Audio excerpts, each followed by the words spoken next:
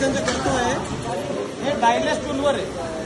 आता तुम्ही प्रगती इलेक्ट्रिकलमध्ये आपण जे क्रिम्पिंग सिस्टम वापरतो त्याच्यामध्ये ही सिस्टम याच्यामध्ये तुम्हाला डाय चेंज करावी लागते. ज्या साईजचा लग्ज आहे त्या साईजची, फॉर एक्झाम्पल 185 आहे त्या हिशोबाने त्या टाईपची डाय वापरावी लागते एक्झामासाठी. पण आता हे आपल्याकडे टूल आलं आहे, हे जे टूल आहे डायलेस टूल आहे, त्याच्यामध्ये तुम्हाला डायची जरूरत नाही, जेणेकरून ओव्हर क्रिम्पिंग अंडर क्रिम्पिंगचे इश्यू असतात ते सगळे अवॉइड होऊन जातात. आपण त्या ट्रायल करतोय 185 सेवनसाठी. तर this tool is capable of crimping from 35 to 500 square mm crimping. तर याला तुम्हाला डाय किंवा साईज टार्क काही ॲडजस्ट करायची गरज नाही.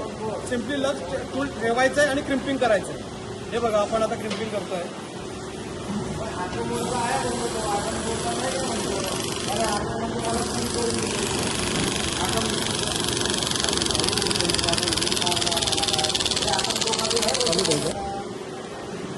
आता क्रिम्पिंग झालंय, पिस्टन ऑटोमॅटिक मागे आलाय.